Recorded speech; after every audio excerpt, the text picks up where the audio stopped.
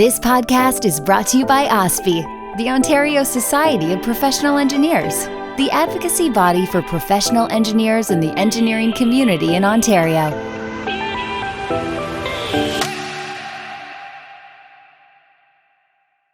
Welcome to Engineering the Future, a podcast presented by the Ontario Society of Professional Engineers. I'm going to be your host today. My name is Jerome James. Today I'm joined with the Dean of the Faculty of Engineering at McMaster University, Dean Ishwar Puri. And we also have a fourth-year chemical engineering student and the president of the McMaster chapter of the National Society of Black Engineers, Feyisayo Enuiyin. Thank you both for being here today. Thank you, Jerome. It's a pleasure to be here. Thank you for having us. No worries. It's great to be able to sit down and talk and let's just jump right into it. As you both know, diversity and inclusion in engineering is a major focus for OSPE, and that is shared at your institution, McMaster. We both share these values. Dean Puri, you recently announced several initiatives to make engineering at McMaster more inclusive, including the Indigenous and Black Engineering / Technology PhD fellowship. What is this initiative and how did it come out to be?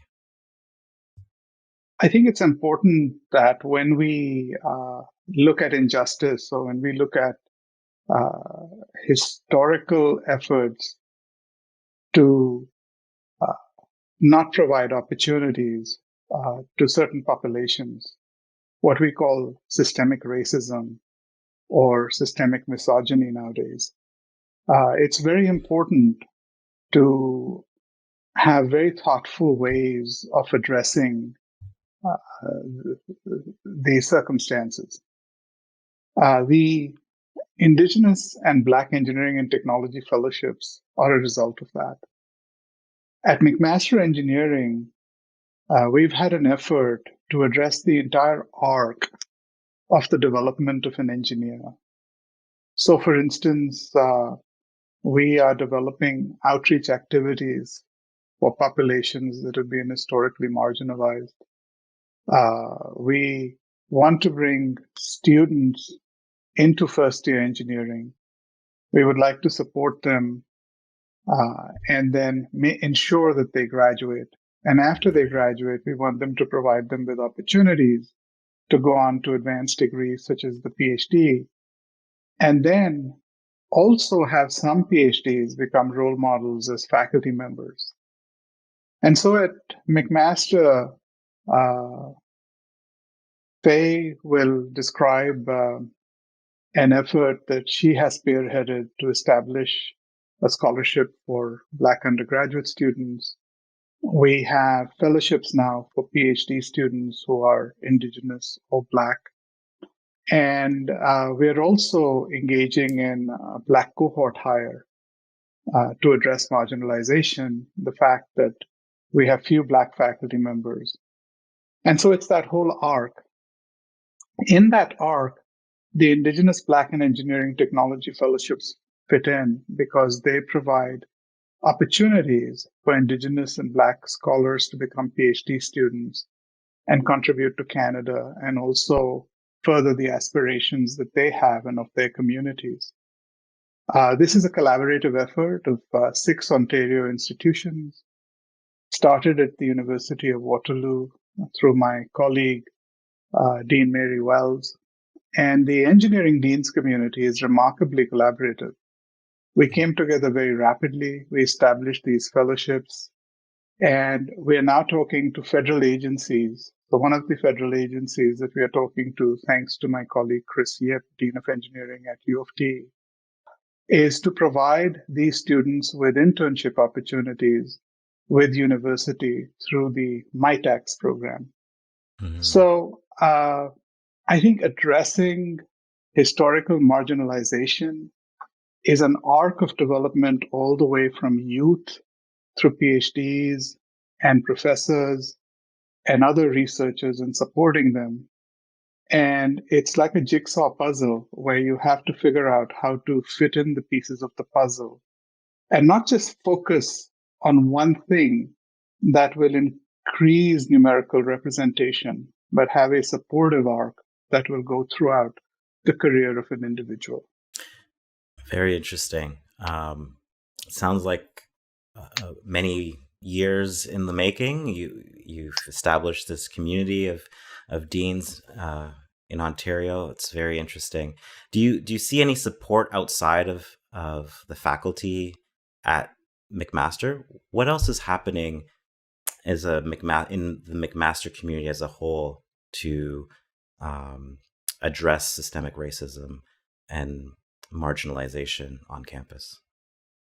There have been historical events that have forced us to look into the mirror and see what we really are as a university, as a faculty of engineering, as a nation, as a society. The Truth and Reconciliation Commission had several recommendations. And the second example I would point out to was the, some might call it murder, of George Floyd, which led to the Black Lives Matter movement being enhanced in the United States, and that spread worldwide. It brought a new realization. The realization had always been there, but it brought a new realization about the systemic racism that Black people face. Right. And so we have a responsibility to Indigenous populations because of our settler history in North America. This was their land and we settled here. We have a historical responsibility towards Black peoples whose migration to North America was not always voluntary. And even when it was, they faced discrimination and marginalization. And we owe other populations that intersect with these communities, women, LGBTQ, and those populations by themselves, which have been marginalized, which weren't given the vote, for instance, and who haven't participated as robustly as their talents would allow them to. So I think we've looked at our mirror much more carefully as a society. And whereas we move through government initiatives, I think that when we take local initiatives, like Feyisayo has done, it is then that we start to make real progress. We have to take the responsibility for our own local communities. So I think systemic racism is like anything else. We have to think globally about it, about its reasons and consequences, but we also have to act locally. We have to find local solutions. Otherwise, we put off the responsibility on policymakers and political leaders, but we don't take charge of the situation. So I think this is just our way at McMaster Engineering to take charge of the situation and do what we think it is responsible. And the community of deans of engineering in Canada is truly very special. Unlike many other communities, we talk about these issues, we are invested in solutions, and we collaborate on solutions. Right. These are exceptional leaders. Interesting. Yeah. It's very important to be proactive and take charge. I definitely hear that. Feyisayo, you're now completing your fourth year of engineering at McMaster. Can you tell us a little bit about your experience over the years and how you've evolved since your first year on campus? Definitely. Thank you for asking that. I would say over the years, my experience at McMaster has definitely been very progressive. Where obviously, as we can see, where things are now was not where they were before. I was that student who came from a very diverse background. I grew up in Toronto, Etobicoke region to be specific, and so I grew up with all kinds of cultures around me, very used to that. And coming to Hamilton, coming to McMaster University, more specifically within my engineering class, I definitely didn't see many that looked like me. I saw a group of students, and the majority of them were all international students. And I quickly became friends with those group of students. For me, I'm that kind of person. When I walk into a room, especially I didn't really attend Wash Week, so I didn't have that engagement per se to make friends during that. And so for me, my first day of university experience was really going to class. And in doing that, engineering is a collaborative effort. We see that all the time with students. I don't know if I could have made it without my peers, my professors helping me.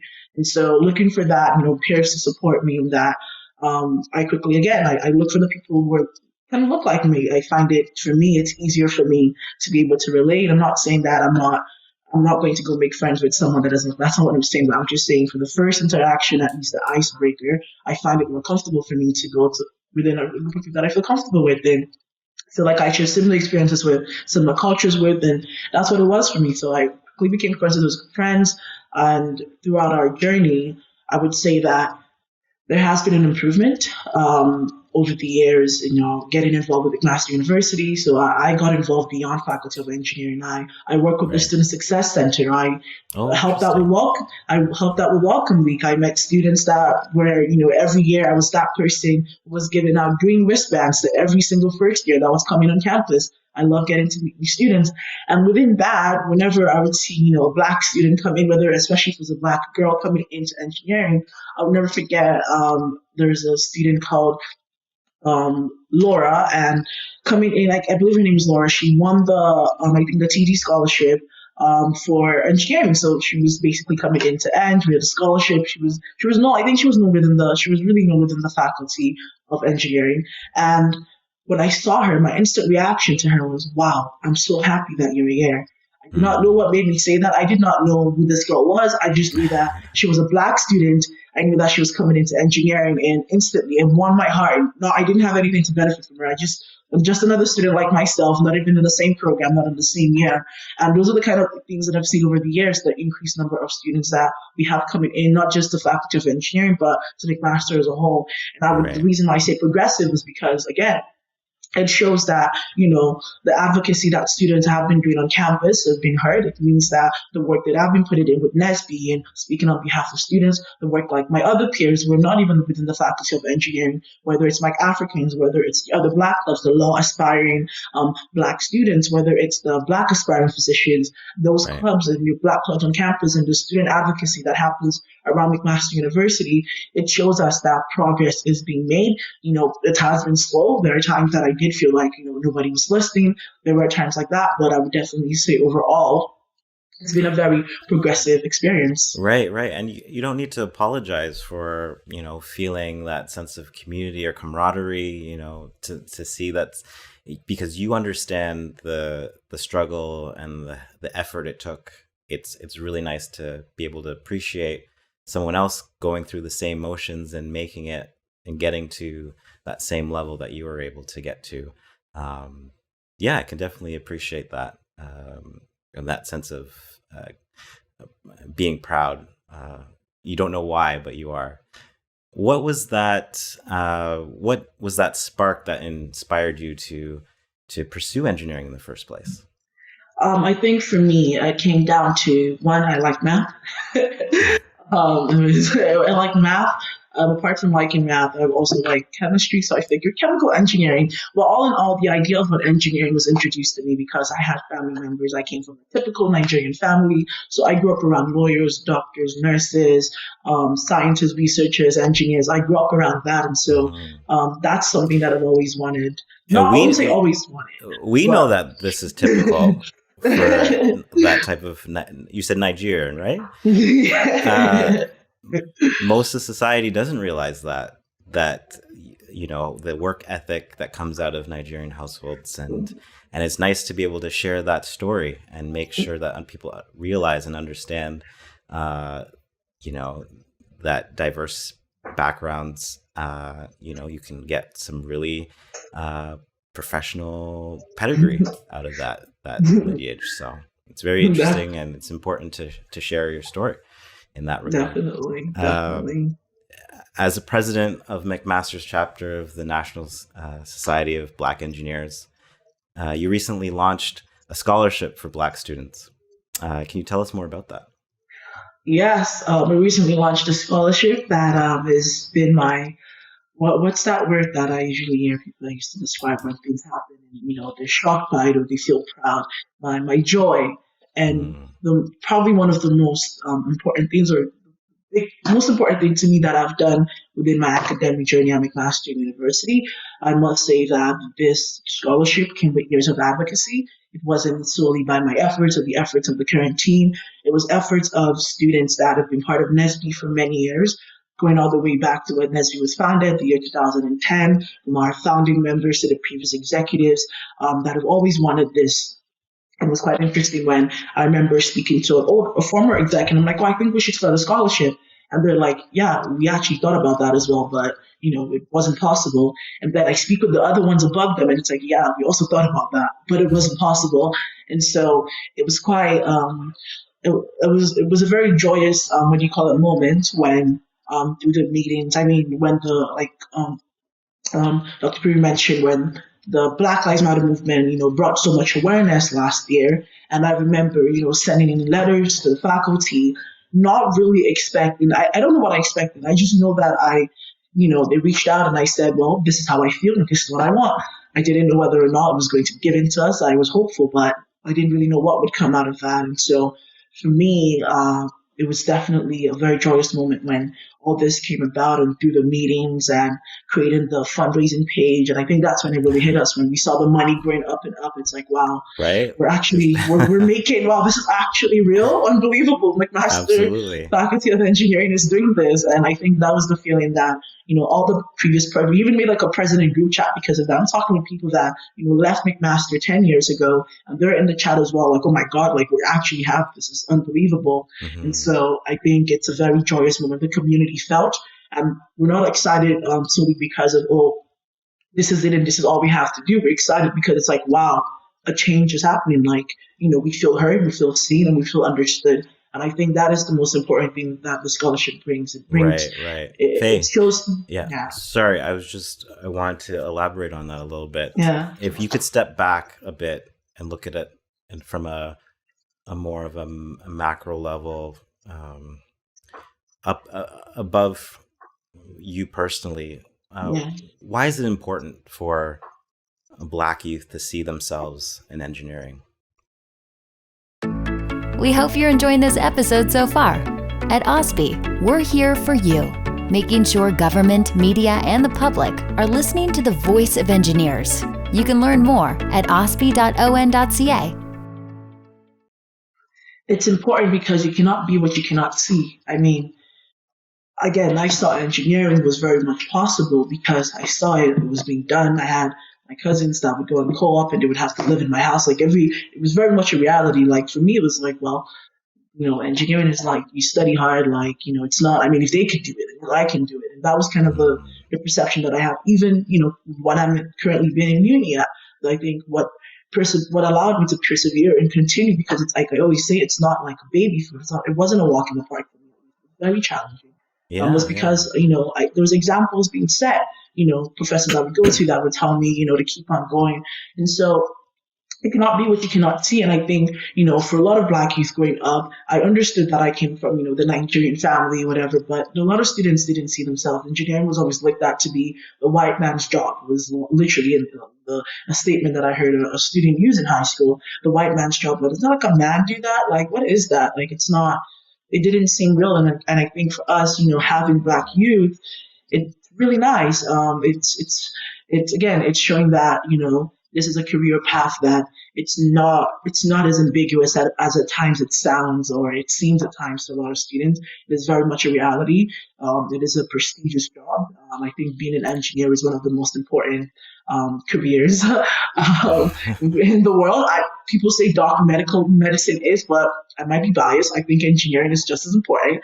And, it's important to have people like myself, Black youth, see themselves in those positions that they can acquire, such, I guess, prestige in our society or I think that's why I think it's really important. Not seen. I really enjoyed that line. I think, to quote you, if you can see it, you can do it, or you can be Yeah, it. yeah. Definitely resonates with me in my own journey through mechanical engineering at Western. Yes, I know. But Why not Mac? Why not McMaster? Why? that's another podcast. But yes, Dean Puri, could you elaborate more on other things that are happening within the faculty outside of welcoming underrepresented groups to be more inclusive? What else is happening to modernize the experience in engineering these days in engineering at McMaster? Thanks, Jerome. That's a very good question. I think when you bring any student from a marginalized community or from any other community, our responsibility is to educate them uh, in a way that they become citizens and scholars who are going to transform the world. Very often, we only focus on the technical aspects of engineering. And even when we focus on ethics, we focus on professional ethics, what engineers should do when they are practicing their profession. Mm-hmm. But citizenship is so much more than an occupation or a profession. And so, on top of that, we have to make sure that even the technical education that we provide is a sticky education. I often say that in university, one gets perishable skills and durable skills.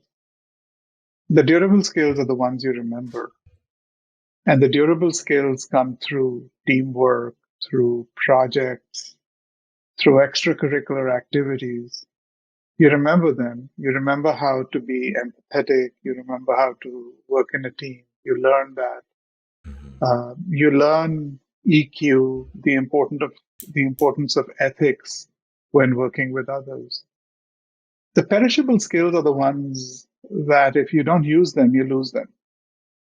So if I were to take you back to your journey at Western, I'm sure there were some elements of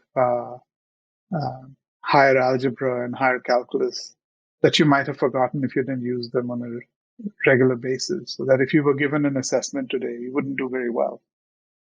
And our challenge really Fourier is transforms. Yes, continue. Sorry. our challenge is to make those Fourier transforms stick. So how do we have sticky learning where more of the perishable learning becomes durable learning?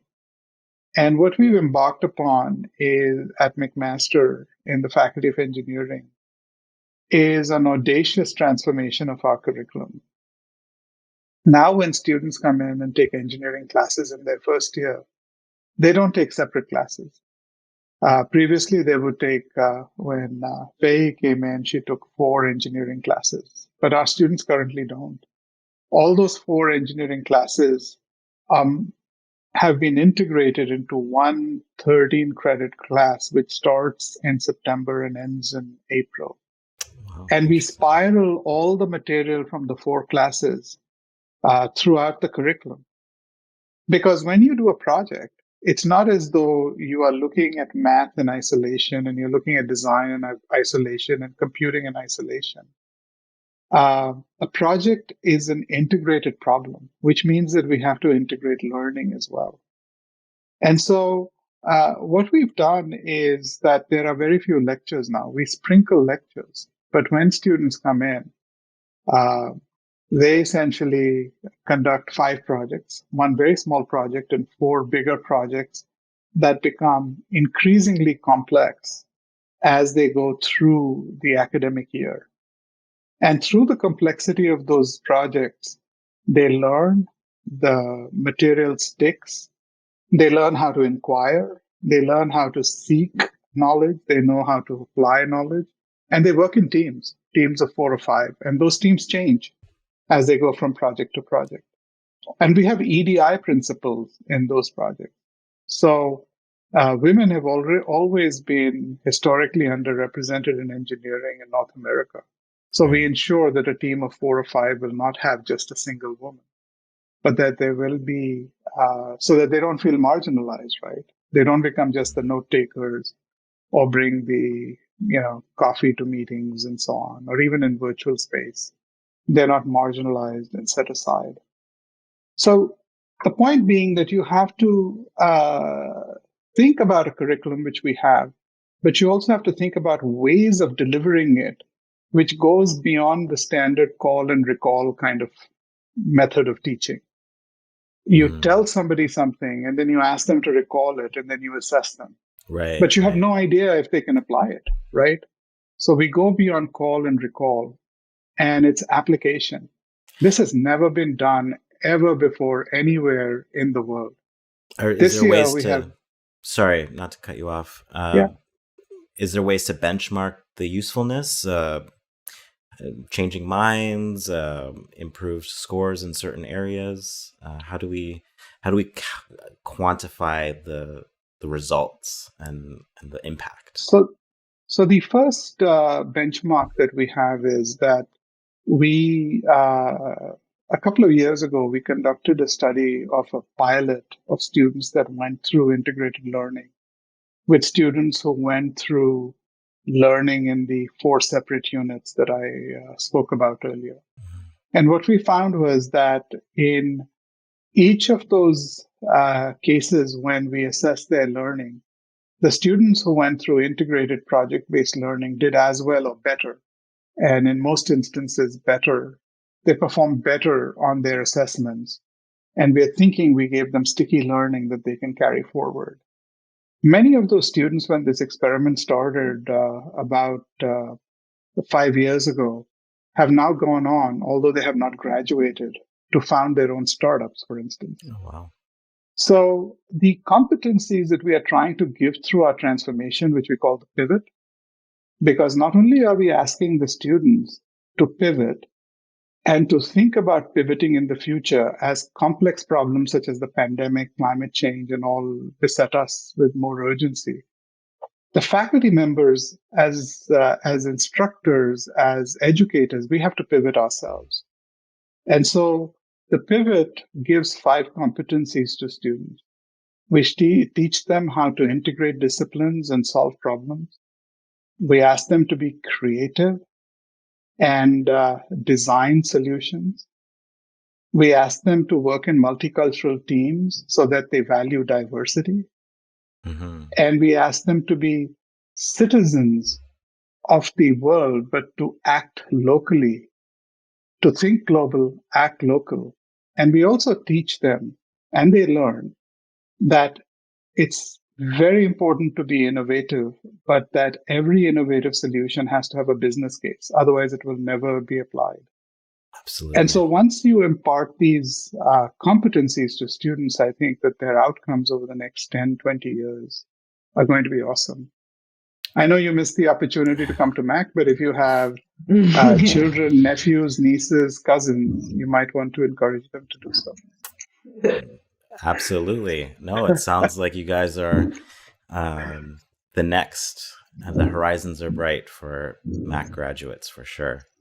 I thoroughly enjoyed our conversation. I have one last question for both of you, Dean Puri and Feyisayo. Could you each tell me something that you're hopeful about 2021, the future of engineering, your experience, your time on campus, or something in society? Share your insights with us about 2021. We'll go with Feyisayo first. Okay. I guess one thing I can say I'm really excited for is 2021, not just McMaster, right? Like, are we talking like world or just Mac? You can say the world as it relates to engineering or not, just whatever comes to mind. I mean, for me, I'm hopeful that engineering is slowly becoming a place that is welcomed, that is a society that's coming together that welcomes all. So for so long, as Black and as a about to graduate, from engineering, and even talking to my peers above me that have graduated so long, the common story is, well, at work or in my research group, I'm the only Black person, and I think what I'm hopeful for is that is going to change. I think engineering is, becoming a place that is pushing for diversity. And I'm really grateful that, a school like McMaster University is at the forefront of it all, training engineers. I mean, I didn't even know about, I heard about the IP13 course, but I didn't understand the, why it was set up. I took 4 separate courses. I didn't know why everything became one, and listening to, what the dean had to say about it. I'm definitely grateful that, that is the kind of, education that future students are being given now. How to be problem solvers, and now including and thinking about creating those efficient solutions, but at the same time thinking of the community that that you're creating it for. Thinking of that diverse community that's going to be very much engaged in the your next solution. And so for me, I'm really excited that this is what engineering is becoming. It's becoming a place that's just welcomed by all, and all is included in engineering. I'm really hopeful about that. Great aspiration. Great answer. Dean? I would say that our future is bright. You have before you a student, Feyisayo, who's done so much. And if she is an example and a beacon, there will be many who will follow her. Not only from the Black community. She's not just an example for Black people. She's an example for us, for all the world. And my hope for the future is that we will have many more students like her. And once you get engaged citizen scholars like Feyisayo, you begin to change the world. And I think the world needs changing. It will change. Feyisayo is right. I've sat on many tables. For many years, I sat at the dean's table at McMaster. And I was the only person of color at the table very many times. And the difference is that when you're a person of color, the expectations of you are different. When you are forceful, you are that angry person. But when someone who's not a person of color is forceful, they're ambitious. They're go-getters. They get things done. So I've been through that morass. I've seen the glass ceiling. And you know what Feyisayo is going to do?